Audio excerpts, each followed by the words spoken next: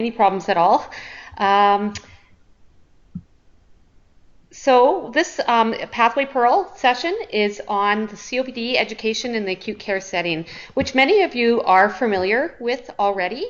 But it's just a refresher on the resources that are available for your teams within the acute care setting for the patient. And of course, to be carried home with the patient to be used after as well if there is any primary care people within this call. So just a thanks to our sponsors, who many of you realize are maybe involved with on the call here.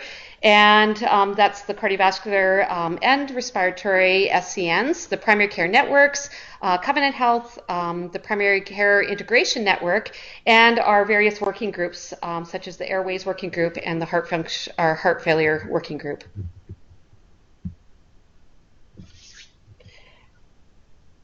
So our learning objectives for today are to describe the components of the education packages that you probably have seen already within your units, recognize the priority COPD patient learnings within the acute care setting, identify the appropriate documentation, where to document that these teachings were done, and discuss the logistics of how to order the education resources, and hopefully we'll come up with 2 Pathway Pearls after this.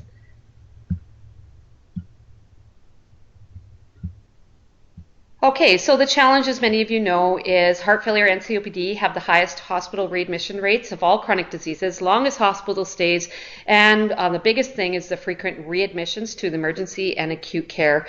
And you'll see there the costs to the system and the impact on patients and the economy.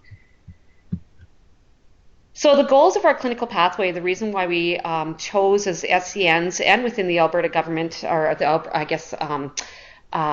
Alberta Health and within Alberta Health Services to do this pathway initiative we wanted to integrate acute community and primary care to facilitate transitions in care across the patient's healthcare journey, which many of you are familiar with. Everybody's hearing talking about transitions in care. This is the big talk in the path to home, everything. So people are very familiar with it. We started talking about this about 3 years ago when we started making this part of the pathway.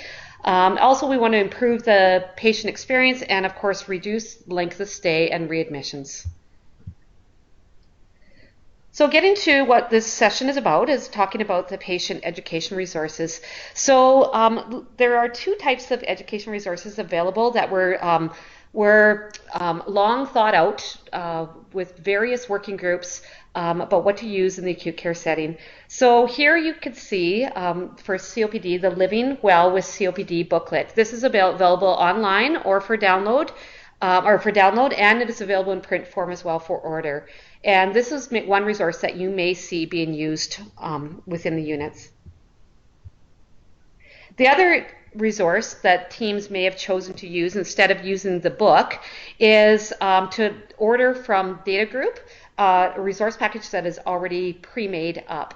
Now this resource package includes all these 7 components here, and these are the 7 components that are located within your checklist that is located within your order set bundle. So these, I'm not going to list all these. You can see them here because I will go through them a little more detailed. These are all in the resource package, with the exception, I think, that you have to add the tobacco resources, and which I do know that they do have to be added. And that's, like I said, available from Data Group, and also that will show you another place on the primary care resources that they can be printed off for teams if they wish instead. So patient care, the education resources are available online, like I just said. So on My Health Alberta, we actually worked with teams to make sure that every single one of those resources that are available in the resource bundle or in the education bundle are also available for print on My Health Alberta or within the primary healthcare resource center. And within that one, it's they have them all available in a list, and you can just print and give to patient as well. Additionally, which we found very helpful, was the University of Calgary, their Calgary COPD and asthma program, have how to use devices, how to use inhaler devices, videos, and quick print one-pager handouts that teams have found very useful, that sometimes they have put them on their desktop within their areas, or they've had them printed out and put in a file. These are specific to what inhaler they're using, and here is the link here, and a lot of you guys have this link already. It's also located within the resource bundle, this link. And this link, actually, we just found out 2 days ago that they now have provided all of these resources in 13 different translations as well, and have updated it with new devices. As you know, that new devices are being added every day. So within the primary healthcare resources page, these, like I said, is a list of all the different quick print items that you can print off. Everything is there except for Alberta Quit's resources, which will tell you how to receive them. So this is just another way of printing off a package to give to the patient in the inpatient setting. So far we've seen that you could order the book, or you can order from Data Group a pre-bundle that's got all these resources in here, or you can go to the Primary Healthcare Resource Center and print them off yourself. So for the tobacco piece of it, within the primary healthcare resources, the quick prints, it does not have any resources for that link straight to the tobacco cessation resources. So this is the Alberta Quit's website, and these are our suggested resources to add to the patient bundle. So now, when it comes to our resources that we recommend for giving to the patient within the hospital, acute care hospital stay, are listed right here on your checklist. This checklist is located within the bundle that is put on the patient's chart when the patient is admitted with a primary diagnosis of COPD within the acute care setting. This bundle is quite thick, we understand that, and often nursing or whatever disciplines, because it's multidisciplinary. So this checklist and this bundle, or sorry, this education package is sometimes overwhelming to the patient and to the nursing staff, thinking that they have to teach it all. But we have, if you've been part of our implementation, we have stressed that within the acute care setting, there are four for COPD, 4 primary areas that we ask you to review within the acute care setting. They are outlined here. And these are, some of these are things that are actually have been done before. So for instance, inhaler technique. So we hope that when nursing gives the inhaler, or RT, if they're the ones that give the inhalers to the patients, that they are taught how to use them. The idea here is that we're trying to prevent readmissions, and it is known that many people misuse their inhalers.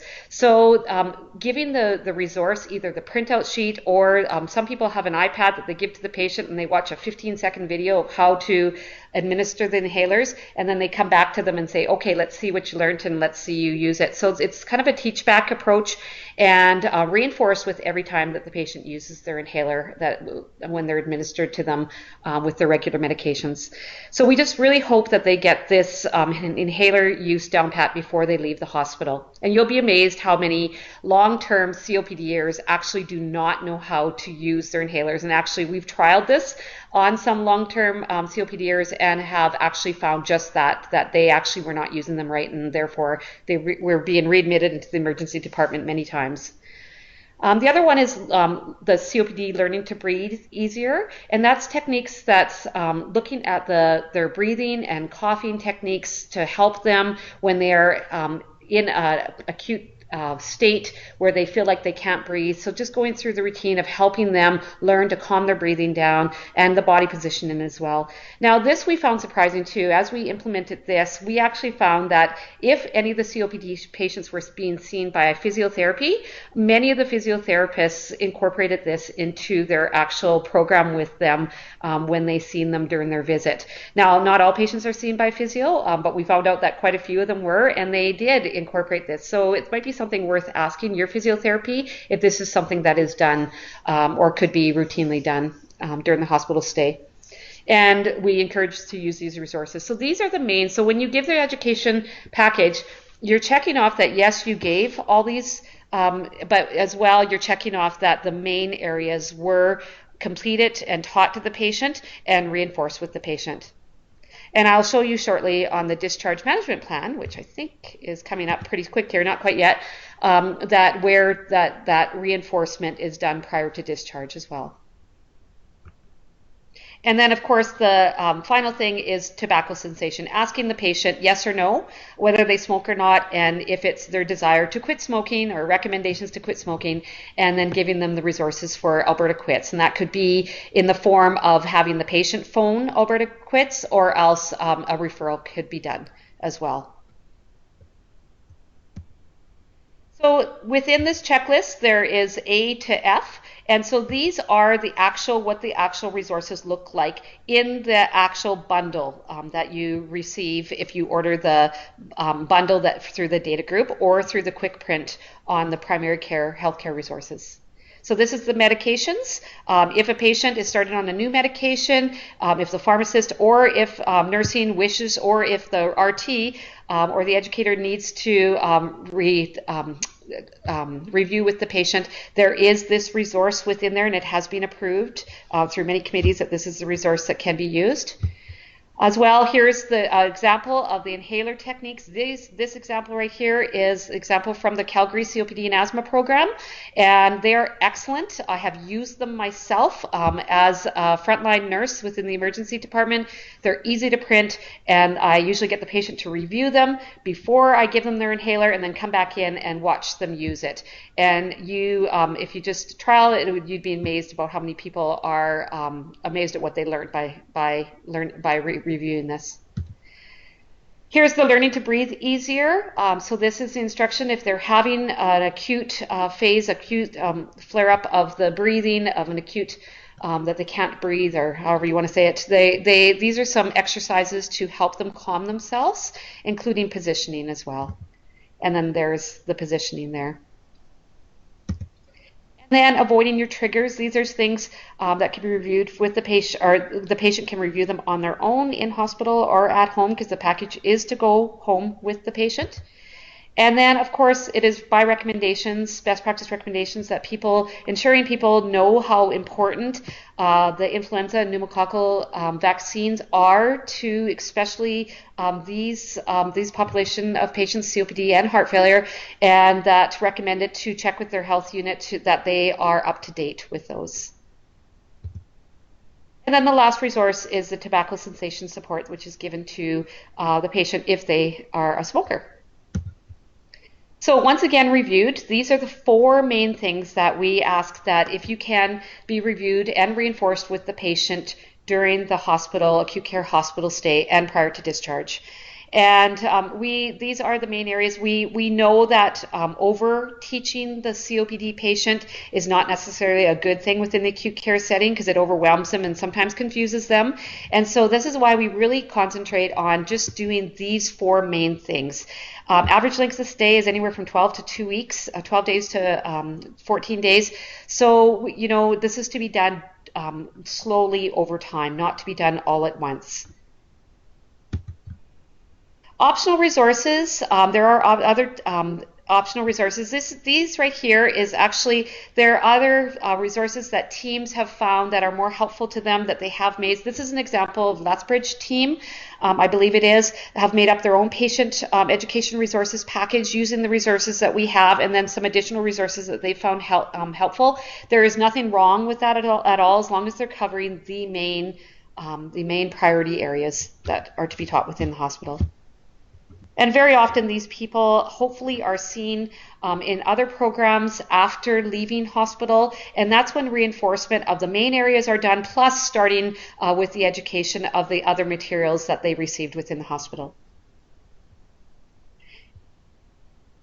So before I move on to that, speaking of other materials that they may receive, there are other materials like people may have heard of of care plans, or the plans, COPD plan, done. That very often is not recommended to be done within hospital. It's an official plan for the patient. That is recommended to be done within the physician's office or within primary healthcare setting if they have like a PCN, if they have a COPD program, or within community, the pulmonary rehab program. Those are specific plans with actions for the patient to do and have to be set up within community, and the supports need to be there. So we do not cover that in the acute care setting because it is not recommended to be done within the acute care setting. It's recommended to be done as long as ensuring that they have a follow-up plan within community for them.